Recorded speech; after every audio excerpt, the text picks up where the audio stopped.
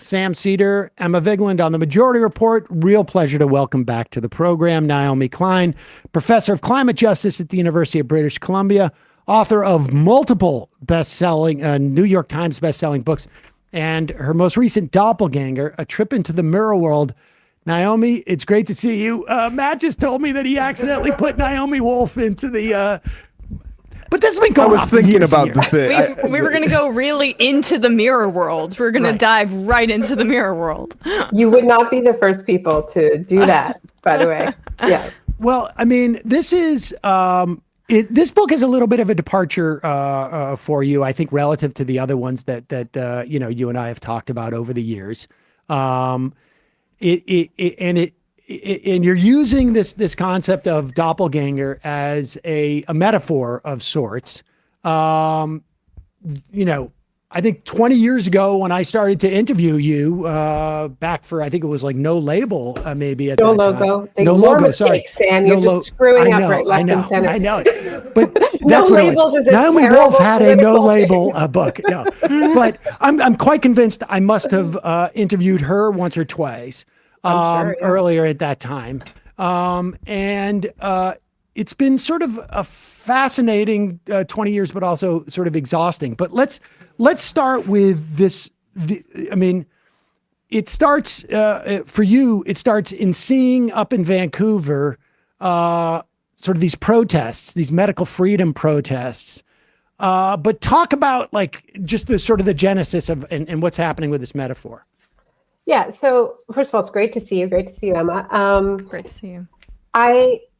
It's a different kind of book in sort of tone and style. It's kind of more playful and experimental in the sense that it uses the doppelganger as a tool to look at all different kinds of ways that we double ourselves, right? So I happen to have a doppelganger.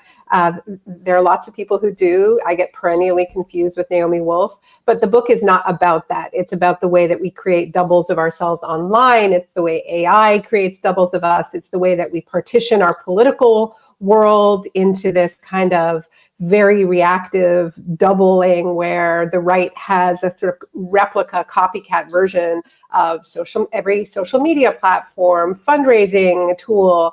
They're even making their own money, on the Steve Bannon show. And also copycat arguments, like doublings of arguments. But we also, on the left side of the spectrum, are very reactive with them. So it's about all of that. My books have always tried to make maps of our political moment. I did that with the shock doctrine and with This Changes Everything. With this book, it's also a map of the kind of COVID moment and how we have changed, how our political culture is changing. And it's a weirder map because we are in weirder times. So it's trying to kind of wrap its arms around the prevalence of conspiracy culture and the way lots of people are kind of becoming doppelgangers of who they used to be, right? We all know people who have changed, and we're trying to understand, is this still the same person? How did this change happen? What are the financial incentives for this change? Are we the ones who've changed? We're all accusing each other of having been, become victims of like invasion of the body snatchers. So what is happening? And so Doppelganger tries to answer some of that. Oh, go ahead. No, it just COVID is such and you write about this obviously, but it's such an important moment to analyze that very dynamic because it was an accelerant in many ways. And you see the mirroring of certain arguments when it comes to COVID, right? Where the critique of big pharma on the liberal left side is the same kind of prism by which these anti-vaxxers choose to come at this argument, but it's quite, anti-humanist and also skeptical of expertise and aligned with the right at this point. What was that dynamic like writing about that? Yeah, well, I think, Sam mentioned seeing these protests in the community where I live. I started the pandemic in the US. I had been teaching at Rutgers and, we were just kind of outside New York. And there was a little bit of this starting to happen, particularly outside of gyms. And it was mainly like the extremely religious and the extremely fit who were the first people to decide to not believe that COVID was real, right? So they were going, streaming into mega churches. With the community where I lived had a very large Orthodox Jewish community that was breaking various lockdown rules. And then there were the gym owners who were like, no, we demand the right to lift weights, even if this, and so, part of what I'm trying to understand is like, what is the common thread between these two? Like, why is there this kind of coming together of the wellness crowd and the sort of greenish left, right? And the far right. And because after I moved from the States to Canada to be near my parents who are in their 80s and not well. And this stuff is a lot stronger outside of big cities. And so I've talked to a lot of people who are in rural communities who've seen a lot of this, where it's not so much the far left as I call it the far right. Like, there are people who are interested in alternative health. Maybe they're interested in GMO foods, but mainly from a wellness perspective. And then you started hearing that people who are vaccinated are actually GMO people. Like the vaccine has, so it mixes and matches parts of the discourse that I recognize as somebody who's been part of the left for 30 years, and this, we don't love big pharma, we don't like big tech, we don't like big agra, and it takes that and it warps it and it turns it into something that actually is not taking on these large businesses, that isn't taking on the trade rules that have allowed them to have such an outsized impact as the movements that I've been a part of have done. And it kind of pivots it. And suddenly it's about immigrants, and suddenly it's about the schools are turning your kids trans. And so I'm trying to understand, like, how do you do that pivot? How do you take the yoga instructor who was concerned about a vaccine and turn them into a warrior against critical race theory? And all of that's happening. I mean, I want to go back and sort of see if we can trace some of this, because back in, like in 2006, maybe it was, like, I had a buddy, he was living in rural Nebraska, and we would have these conversations where he's like, he seemed to be almost like politicized, in the sense that he was like, Dick Cheney is horrible. And I'm like, you're absolutely right. And he's like, he is literally, I've been reading David Icke's, and he's literally like a lizard person. And I'm like, wait, no, that's not it. It's not that he's a lizard person. It's all these policies he's doing. He's like, oh, you're just getting caught up in politics. And I'm like, wait, no, he's not really a lizard person. And it feels like that is sort of the same dynamic that's going on here, where on one level there can be some type of agreement, right? Like, pharmaceutical companies are bad, but there is a lack of sort of like an ideological underpinning that then, I mean, I think at one point you wrote, facts wrong, but feelings right. Mm-hmm, mm-hmm. Yeah, and this is true of Wolf, my own doppelganger. And, where this started to feel more serious to me was when she really made this right-wing turn and suddenly was on Tucker Carlson's show when he had one on Fox, and was going on Steve Bannon's show very regularly. And what she was talking about was this claim that the vaccine verification apps that we all downloaded onto our phones was actually a kind of a covert plot to bring, as she said, tyranny to the West, a Chinese-style social credit system, that these apps were going to be able to listen to our conversations wherever we were, know who we were meeting with. And the response from liberals online was like, oh, just crazy rantings, but also wait till they hear about cell phones. So it was a kind of a knowing sneer, right? Like, we all know that it's actually our cell phones that are tracking us in these ways. But that really struck me as something very interesting. And it explained why this was getting the kind of traction it was, because, do we, people on the left side of the spectrum have a plan for what to do about surveillance capitalism? We all know it's real. We all know that there was supposed to be something happening under the Biden administration, but very little has happened. I know they're trying, but, our data is not safe. Our cell phones really have outrageous capacity to keep track of us.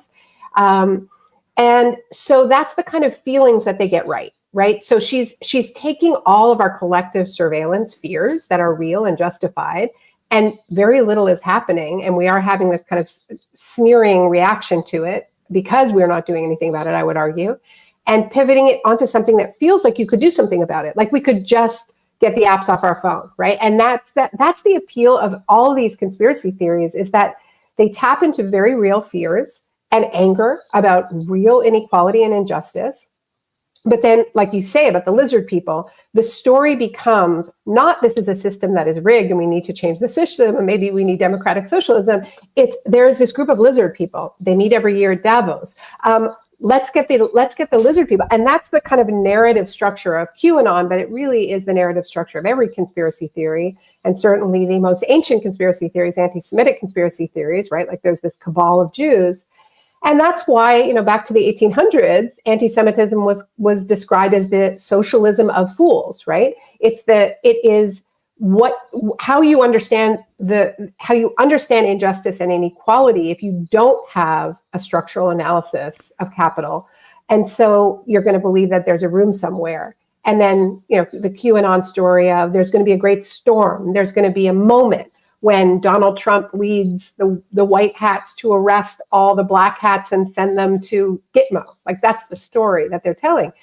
And, I'm sure, as both of you have been, around the left for a long time and pointed out injustice and inequality for a long time, you can imagine the appeal of a story that says there's actually going to be a day of accountability, right? Well, that sounds like religious. It sounds like religion when you say that. I mean, to Sam's point about your friend in Nebraska, where he thinks Dick Cheney is a lizard person, it's an anti-political construction. It's a more, the facts wrong, feelings right construction is one of emotion and one that eschews political solutions and structural change for essentially demons amongst us. And then, I think some of that mirror world is the manipulation of kind of spirituality, which had been in many ways connected to the left in previous kind of political collaborations and contingency and cohorts, to an entirely different anti-political, anti-solidarity, very isolated system of complete paranoia that's been manipulated in that way. Yeah, I think that's really well said. But the Dick Cheney example is a good one, right? In the sense that it points to the way that conspiracy culture on the right, which is absorbing parts of the left in real time, and we've all seen it, feeds off of impunity and left failures to hold people like Dick Cheney accountable, right? Like in a just world, Dick Cheney would have faced some accountability for the lies that led to the Iraq War. For the fact, I think, Sam, probably the first interview we had way back when was probably having to do with Halliburton's contracts, that Dick Cheney oversaw. And so I think that this level of impunity that we have in our culture is profoundly corrosive. And I think it unhinges people. Like, I think bearing witness to the lack of accountability over so many decades eventually pushes some people into the arms of this sort of more religious narrative that promises some almost otherworldly level of accountability. Well, let's break down these sort of the elements of how we got, because I also distinctly remember, that guy, I don't want to harp too much on him anymore, but he was, an early Alex Jones fan. And, my idea of Alex Jones, 15, 20 years ago was, if this guy didn't exist, the CIA would invent him because he's taking people down. He's identifying a problem, right? Like the world is, we don't have much power in this world. And he's saying it's, people drinking blood at the Bilderberger group or whatever it is. And it completely, depoliticizes. It mystifies and depoliticizes. So we have that element going on. And you mentioned the lack of accountability. And the thing about depoliticizing, though, that is slightly, I think we should be clear on what we mean by depoliticizing. From a kind of a strict Marxist perspective, it's a depoliticization and a mystification. But from a Steve Bannon perspective, it's extremely strategic and political, and it has a political plan. Exactly. Yeah. That's what I want to ask you about, the different sort of components that exist here. Like, for instance, when we talk about Naomi Wolf, I remember at the end of the Bush years, she was really getting into the authoritarian nature of the Bush administration. Also, with another guy who was a very frequent guest of mine was Mark Crispin Miller, was also getting into that at that time. They have followed similar trajectories since then. And our friends, yeah, and our friends, because I do think that's also part of it. Is like there's support networks that take place here, but so that authoritarianism. And with someone like Mark, 9/11 trutherism is a gateway. Yes, but that again is another thing where you have a vacuum of accountability on some level, and people needs to rush in. I mean, Mark was also like heavily involved in like the election stuff, but there was some real questions about our elections. When you have, there's always a little bit of truth, right, and there are always progressive failures that are being fed off of, right? And this is where in the end the book ends up being about how the right is creating a doppelganger of the left, taking pieces of a left agenda that I recognize, but we have abandoned. And this is where, we may still think, oh yeah, we're the people who are taking on big pharma. We're the people taking on big tech. We're the people taking on these free trade deals. But are we? Like, when's the last time we really did, Right. And we've actually been focused on a lot of other stuff. And that deep anti-capitalist critique that I think is really central to any kind of robust left has taken a back seat. And somebody like Bannon he's a strategic guy. And, that's what he did in 2016 with specifically free trade, right? Union guys who'd voted for Democrats in 3 election cycles, who'd promised to open up those trade deals that had deindustrialized their communities, and then proceeded to, advance more of those deals. And he said, come on over here, and Trump said, I'm going to renegotiate the deals and I'm going to bring the jobs back and so on. And what I see happening on the right with not when I talk about Bannon, I'm talking about the fact that he has been part of building a global network of far right political parties. One of them just got, a majority, the largest share of votes in the Netherlands. And it's this mix and match, right? It is not the old right. It's not the neoliberal right. It's not Dick Cheney's right. It is the right that is extremely xenophobic, extremely racist, transphobic, and mixing in, a critique of globalization, a critique of the trade deals. We're going to protect the social safety net from the immigrants, right? Giorgia Meloni as well, another one of his proteges. This is what he did when he left the White House, is he went off to form this international network of far-right political parties. So yeah, there's always a little bit of something there, but this, the thing about a doppelganger is that it's a way of looking in the mirror, right? I mean, if you read any doppelganger novel back to Dostoevsky, like it ends up being a confrontation with the self. And this is what, this exploration has been for me, is like, I'm not that interested in her. I'm interested in what the fact that people are why are these ideas gaining traction? How are our own actions on the left helping to feed that? What can we learn from this? How can we see ourselves more clearly? How can we do a better job to take away some of their power? And I think when you look at a figure like Sean Fain in the United Auto, like president of the United Auto Workers, and you see the kind of like real economic populism that he stands for, like we're going to stick it to the bosses in his Eat the Rich t-shirt.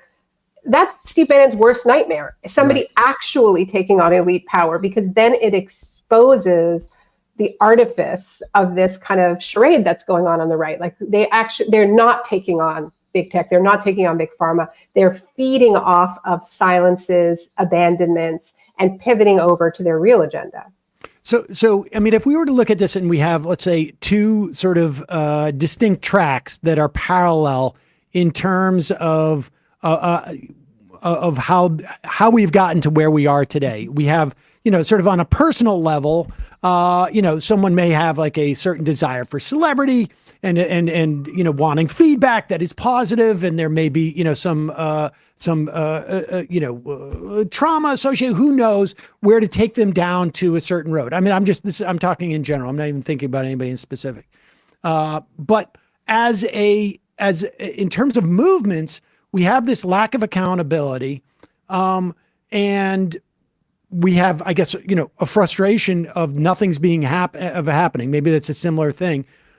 Let's talk about like sort of like the circumstance that's taken place really over the past 10 years, because it feels like a lot of this got accelerated after, and it's tough to disaggregate, when Sanders' campaign ended and COVID happened, because that was basically the same month, right? Like, but it does feel like there was a lot of people who thought there was a movement happening to address these things, and then in a month it's gone, and also we're in lockdown.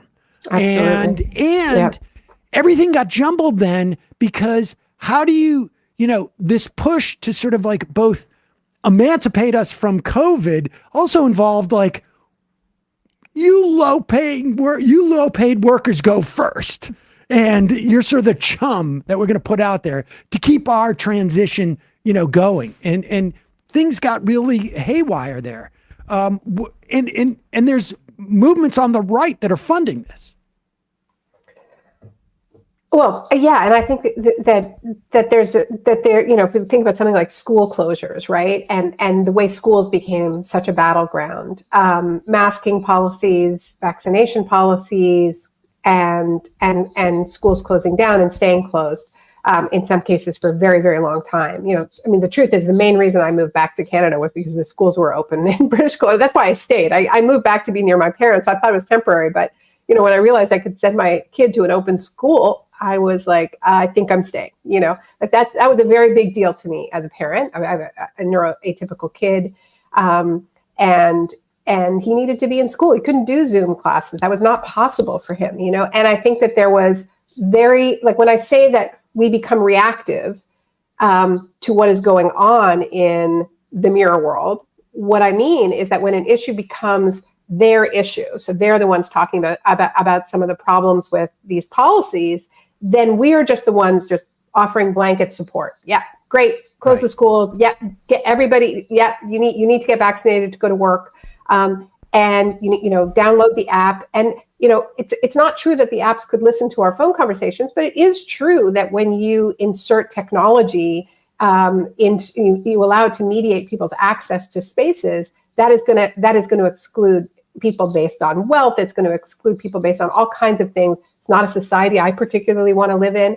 But when that started to become a right-wing issue, because it's being funded and propped up by people on the right who understand this to be strategic, then we're just the obedience people. And that is a gift to them, because it means more and more people are going to look for anyone who's talking about issues that they care about, and they're going to be the only ones.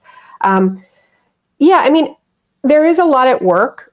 And obviously a big piece of it is the attention economy. When you talk about the past 10 years or a figure like Alex Jones, there have always been conspiracy theorists, but I don't think never before have so many people been able to earn a living based on who can make the most outrageous claim quickly, right? So it's the collision of people looking to ways to make sense of the world, more and more shocking events, and there's going to be more of them in the era of climate change, and all of these people who are just ready, and unburdened by any need to the truth, to fealty to the truth, to just make whatever is going to get the clicks.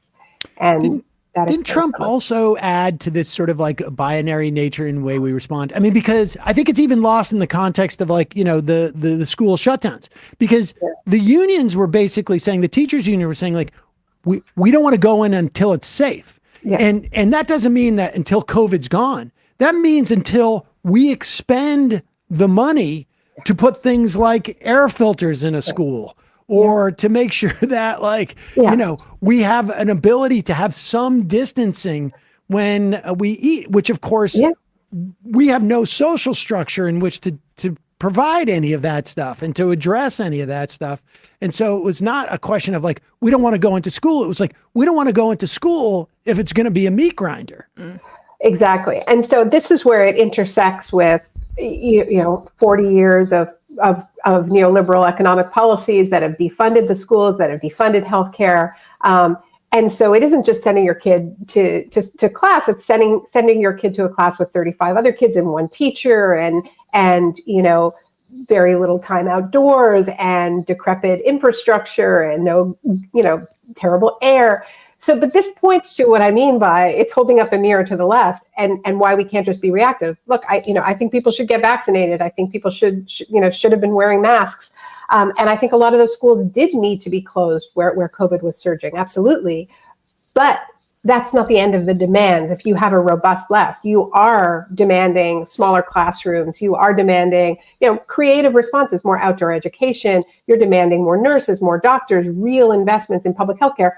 Talk about the Bernie campaign, that juxtaposition here. Many of us were, including me, campaigning with everything we had for a candidate whose centerpiece of his campaigns was universal public health care. Yeah. So it isn't just that, these, like Bernie's collapse coincides with lockdown. It's also the collapse of the idea of universal health care coincides with the pandemic. And a huge part of the reason why the U.S. was hit as hard as it was is because it has such a dysfunctional healthcare system. I think a lot of the real, like the huge death count in New York in those first a month or two was a function of Medicaid hospitals, public hospitals being shut down by Andrew Cuomo in the years prior to it by 20 or 30%. And so we can track, the death rates because of the lack of those hospitals. Well, so, I think the bottom line, just one thing I would just say, and I feel like all of my responses are coming down to the fact that we actually need a real left. And we've had a very sort of online, very sort of personal branding based left. It hasn't been a fighting left. We're starting to see some examples of a left that is back on the picket line, that is back talking about economic justice. Also, we're seeing a resurgence of an anti-war left around the huge Palestine solidarity, ceasefire protests. And, I've been part of a lot of these conversations where people are saying, yes, we are demanding a ceasefire. We're demanding that Israel abide by a ceasefire and that this not be some little temporary 4-day thing, but that this actually be the beginning of peace with justice in the region. But also a new robust anti-war movement that understands colonialism, that understands imperialism, that understands capitalism, that isn't just about this one call to stop now. I think that's the best way to confront this weird political scrambling that we've been talking about. You're not going to fight it with content moderators. You're going to fight it by giving people a real alternative of social movements with political power that stand to change things materially in many people's lives. Well, you have a chapter on Israel and Palestine, which is quite, relevant, obviously, even though I'm sure you wrote it before. You must have written this all before October 7th, obviously. And that is that essentially Israel's politics and its far-right politics are a doppelganger of much of the nationalism that you described that Steve Bannon's kind of accolades are displaying. So can you talk a bit about that? Yeah, the term doppelganger politics comes from a British academic named Carolyn Rooney, a scholar of Middle East studies, who describes Israel's politics as a doppelganger politics in the sense that the argument for Israel as a Jewish homeland, as a Jewish state, was the idea that the way to fight anti-Semitism was not to fight for universal values around and justice, but to have a fortress nationalist project. And it sort of accepted the premise that the reason why Jews have been targeted for millennia is because Jews don't have a state of their own. And so that's what Zionism offered. And it wasn't, not all forms of Zionism were as invested in this idea of a fortress state. That was always a more right-wing version of Zionism. There were always figures like Martin Buber, Hannah Arendt, who wanted a Jewish homeland to be part of an Arab federation. But that is not the Zionism that won. And the Zionism that won was this idea that we we Jews will have a fortress state of our own, and kind of put a gun to the head of anti-Semites and be safe that way. And I think the extreme sort of vengeance-fueled response to October 7th is a response to the fact that October the 7th showed that was not possible. It pierced the bubble of security without justice in Israel, which is what has been, since the Oslo process collapsed. You've had successive Israeli governments who have claimed that it would be possible to have a normal, secure life in Israel without any peace process whatsoever. And there would just be this ongoing grind and more fortressing, right? Like the wall is a relatively new development, post 9/11. And when that was breached on such a huge and horrific scale on October 7th, it wasn't, the whole project came into crisis. And this extreme response, which is like, it is, in my view, it is not about eradicating Hamas. It is about reestablishing this claim that it is possible to have this bubble of security without justice, without any kind of response to Palestinian rights. And it's not going to work. It's going to breed more violence. And that's why there's been, I think, such strong Jewish leadership in response, and saying, this is madness. It's like a white-knuckled attempt to mow the lawn again, as it were, and it's just not. I don't, in the words of famed word, I think it was an Israeli general who said that was basically the way that they had decided to deal with Palestinians, but. I just want to go back just a little bit, just for a moment, in terms of like talking about these power dynamics and the where we can go in terms of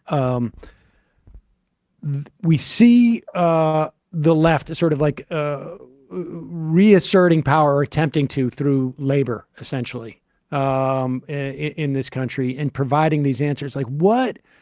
How much of like, I mean, how much of this is going to be, how much do we need to be in a bailing water phase before we are, sort of like building a ship? I mean, and can those be done simultaneously? When you say bailing water, what do you mean? Well, I mean, we're, in the short term, we're at sort of a precipice, it seems like, on some level, at least within this country's politics. I mean, there's no indication that the right is going in any other direction.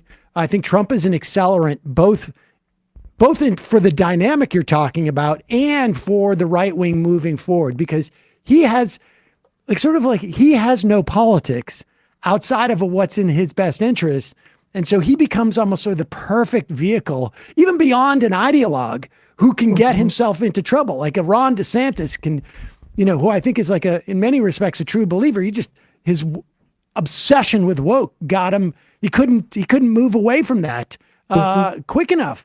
But Trump has this sort of fluidity where it's like, I'm going to pick up these things that resonate, like, and that's where Bannon, I think he probably gets a lot of that from Bannon, is these are nascent sort of, or these are strands of sort of left leaning thought that I can adopt here, protect Social Security and Medicare, for instance, that I think make Trump particularly dangerous relative to sort of recapturing and rebuilding on the left. Yeah, I mean, I think he does believe in some things. I think white supremacy has been a through line in his life. Sure. And it's truly an animating belief system. And you see it in the way he talks about himself. He's got a kind of obsession with genes. I think his xenophobia, his I think it's a true hatred of migrants who are not white, that, we need to. He's not that fluid. I think that is something that he that animates his project. But I agree with you that, I hear things from people like, well, he really doesn't like war, like, and maybe he'd be, and there's a vagueness there that I think is very politically useful for him, where people will claim that, well, he wouldn't have done what Biden is doing in terms of offering this kind of blanket support for Israel. I think that is not true. I think that's another one of Trump's true beliefs. And I think a lot of what we have been seeing in the past horrific months in Israel is the legacy of Jared Kushner, is the legacy of moving the embassy to Jerusalem, of this, these so-called Abraham Accords, which Biden continued. Yep. But, when I talk about security without peace, without justice, that all those accords with the Emirates, with neighboring Arab nations, that was all about, not like one of the reasons why people make peace with is an economic dividend, right? Like it becomes too expensive to make war, or to continue a grinding occupation. And what those accords were about was a normalization process, normalizing this grinding apartheid system. And a lot of what I have read post October the 7th has said that this has been was a major contributing factor of what Hamas was trying to do, of saying, like, you're not going to have normal, you're not going to sign a deal with Saudi Arabia. So this is the world that Trump built with help from his son-in-law.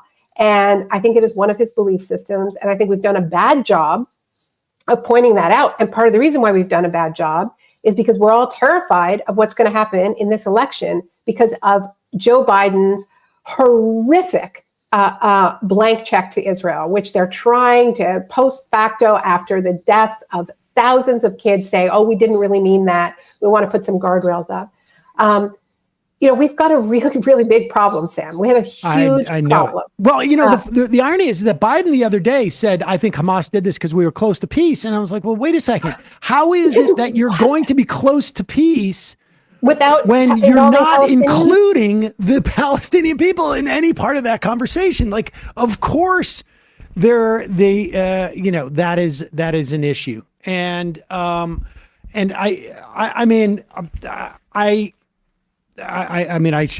share your concern in terms of like it's a dilemma in terms of like I can't imagine a Democratic president being worse in this instance. Like, in terms of the complete blank check that was given to Israel up to this point. And just even the delusion it's a true bipartisan project. It's a true bipartisan project. But the fact is, Biden has overseen an unprecedented orgy of death. Yep. And that is going to stick to him. It's going to stick to the Democrats. And, we can blame try to blame the right for this, but that's just not going to work. It's not going to work. So I don't know how they right this ship. Personally, I think that Biden should not be the candidate. I think they're not going to be able to run away from this. And it's absolutely disastrous, but it's disastrous not because of conspiracy theorists, and not because of Trump, and not because of Steve Bannon. It is disastrous because of what they've done. I'm not quite clear on what the calculation is, although, I was just citing before you came on Peter Beinart's piece in, he's a true believer. In 2020. Yeah. That essentially Biden is just and Emma made the point, there was also in the Senate, he got a lot of money in that, but from support, but that's again, a chicken and an egg. Maybe they gave him money because that was his sort of belief system. And it's an anachronistic one in my mind. I mean, this is, maybe he watched Exodus with Paul Newman, and that was we're still living in that world. He said it was his meeting with Golda Meir in the 1970s. I mean, when we talk about a gerontocracy, like, I'm less concerned about his age as it comes to being the head of state. I'm more concerned about the age of his positions and what that indicates about policy towards Palestine. I think that's exactly right, Emma. And I think, I think there are people of that generation who have a understanding of the lessons of the Holocaust and the pledge that we all grew up with of never again, being never again to anyone, and understanding that genocide is not that does not just mean Holocaust against Jews. We have a genocide convention that defines it as any deliberate attempt to eliminate in whole or in part an identifiable group or people. And when you have Israeli politicians saying we're going to turn them into a parking lot, we're going to wipe them out, calling them animals, that ticks the boxes under international law. And the reason we have international law is because of the Holocaust, but it's not to say that that is the only example of genocide. And now we're having people saying to say that this is genocidal violence is to deny the Holocaust, is to engage in hate speech. I mean, I teach on a university campus. We're experiencing outrageous censorship that violates the whole intent of the international humanitarian legal architecture that grew out of the Second World War and universalized it, right? And this is why I say, this was the Second World War was really a kind of a fork in the road where there were two kind of visions of never again. One of them was this: okay, let's understand what the patterns are that led to this, this crime against humanity, and let's try to draft laws that prevent it from happening ever again to anyone. And then you have this other notion that was not understood as being incompatible, but was, let's also have a fortress state for the Jews, an ethno state. And it turns out you actually have to choose one or the other, and you have to apply it across the board. And you can't have a state that privileges one ethnicity, because eventually that state is going to end up in conflict with that whole international legal architecture that universalized, that created laws against apartheid and segregation and collective punishment, and eliminating a people in whole or in part.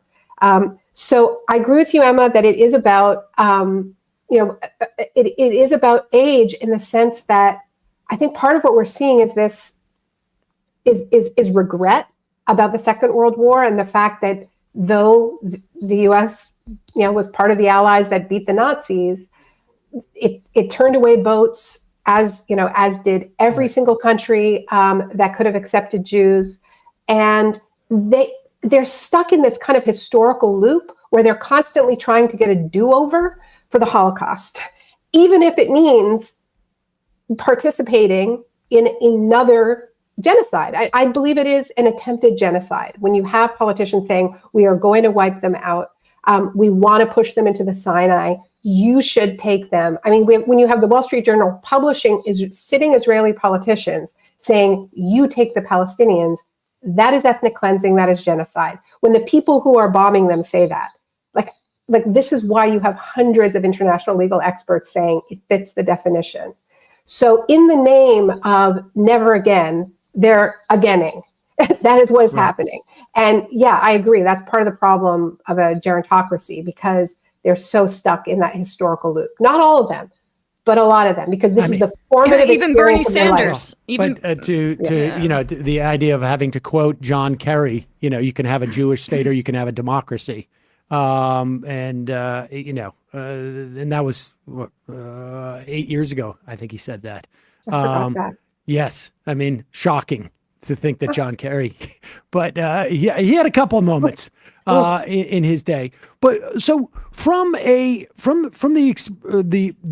in dealing with this sort of within the sort of like, I guess, the personal realm, right? Like, I mean, if we know that from a movement level, it is about organizing and largely through our labor in some instances to sort of like affect change and begin to sort of address these the vacuum of answers in, whether they're material answers or sometimes, sort of explanations, I think, which conspiracy and sort of an anti-authoritarianism that is unhinged and distinct from any type of ideological bearing, I guess.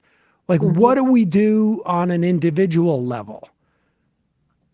Well, Well, it's interesting around the conspiracy, because one of the things I get into in the book is the way anti-Semitism has always been used to damage left-wing coalitions. And back to the first failed Russian Revolution in the early 1900s, before the successful one, there was an attempt to overthrow the Tsar, and the Jewish Labor Bund was absolutely central as part of this, which was a left-wing labor coalition of Jews that also had militias.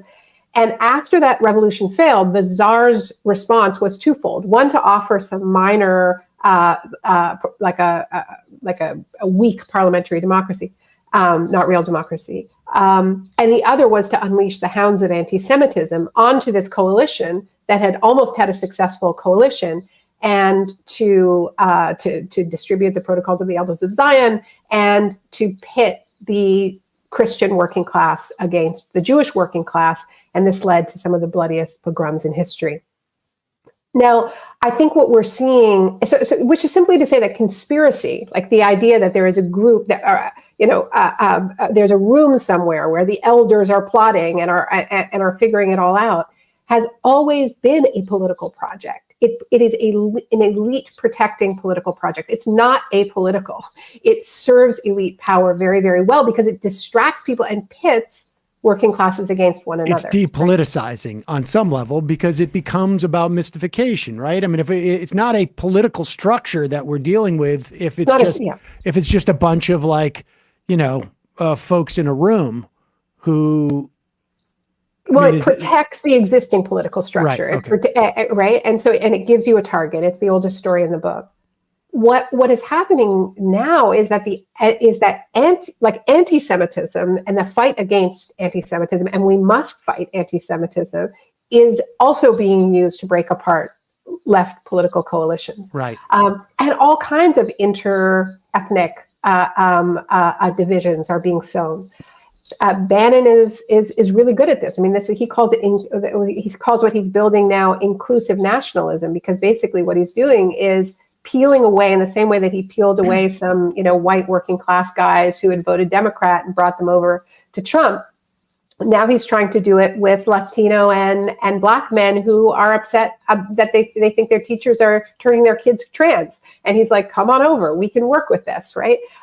But this is what they're doing. I mean, maybe we're disagreeing over terms. I do see it as a very political project, but what it is doing is steering away from a critique of structures, a socialist project that would seek to build different structures. So what do? We stick together. We work through it. We have zero tolerance for Islamophobia, racism, transphobia, anti-Semitism. I mean, this is why.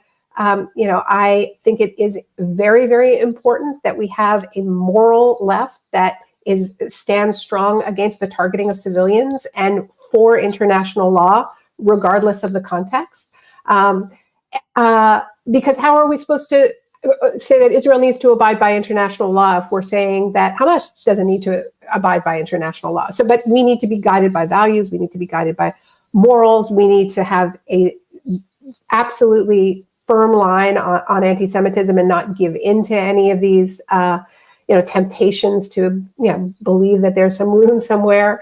And we need to build the alternative, which is that a left that is focused on real systems of power and proposing alternatives, which brings us back to why it was such horrifically bad timing that a political project that was bringing people out of their, not just their individual identity groups, but also the individual self that is the promise of capitalism, right? Like, you're going to improve yourself, you're going to pull yourself up by your bootstraps. Bernie's campaign, which brought people together, was not me, us, right? And it wasn't like, that you don't matter, but that there is an us, that you don't need to confront these systems on your own, that you can be part of a movement that is taking on medical debt, that's depersonalizing it, that's taking on student debt, that's fighting for real systemic responses and solutions like universal public health care, and a $15 minimum wage. These are all examples of what we need to be doing. I think what we learned from the Bernie campaign is that a campaign is not a political campaign, an electoral campaign, is not a sturdy enough structure to hold the left, right? And so when Bernie loses, and it wasn't fair, and there was the whole party ganged up on him, as was totally predictable. But when that happened, then we were just kind of dumped in a sea of me, like all of us who had been part of this not me, us. It was suddenly me, me, me, me, me. And that's when you saw everybody turning on each other. And then, yes, it coincided with lockdown. And so we weren't able to gather. It coincided with the most isolated you could probably be under any context, right? Like everybody go home let's not and be forget with Black Lives Matter and that spring, right. And the fact that people came into the streets despite the lockdowns. And acted with incredible solidarity and in multiracial coalition, Black led. That was a really, really important rupture, right? And I think that I think some of those coalitions fell apart in part because they were trying to kind of maintain themselves over Zoom and the sort of interstitial moments when people in movements are able to be together and maybe cut each other some slack weren't there. I mean, that's part of the story, but it's not the whole story by any means. Maybe a path forward, I guess, just to bring it back to what you were saying about the hopefully the anti-war movement maintaining itself and being unceasing is a solidarity movement that opposes nationalism in all of its forms, whether it's ethnic or religious nationalism, which I think dovetails nicely with the racial protest that for equality that you describe. Because we've said this on the show, when it comes to Zionism, it's not about the Jewish part of Jewish nationalism. It's the nationalism that's the problem. It's not the Christian part of Christian nationalism that's the problem. It's the nationalism part. And you can apply that to all of the other contexts that you describe of these resurgent kind of nationalist far-right movements internationally. Yeah. That could be, I think, maybe a big umbrella term to combat many of the things that we're talking about. Yeah, I love that. I love that. And I think that, this is why,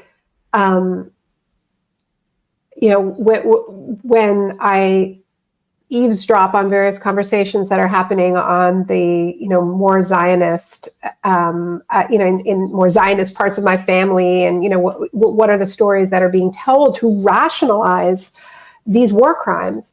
It's fear. It's fear that if the boot is lifted off of Palestinians' necks, even for a moment, then they will do to Jews what Jews did to them in the Nakba and have just been doing to them, which is ethnic cleansing. And when you have Hamas leaders that go on, Lebanese television and say, yeah, that's the plan, it doesn't help because those clips get played over and over and over again in Israel, but that, what you're speaking to, Emma, is the fact that there needs to be a principles-based, like a values-based, principled-based left that is standing up to nationalism in all of its forms. And so that means that it doesn't get to be Hamas's turn to ethnically cleanse the Jews. Like that's not going to be the vision of justice. And we will stand up to that in the same way. And I think that people aren't hearing that enough. I don't think people are hearing that. I think Jews aren't hearing that enough. I think Israelis aren't hearing that enough from the left, of saying, that's not the vision of the future that we're going to allow to happen. And the fears are not without any basis. I think one of the lessons of, I was reading Vincent Bevan's book, Until We Burn, about he calls it the decade of the mass protests, and he's talking about the Arab Spring, and he's talking about all of these huge mass mobilizations that have come from the left, but have often failed. And often what has happened is that there's been a political vacuum that gets opened up through mass movement.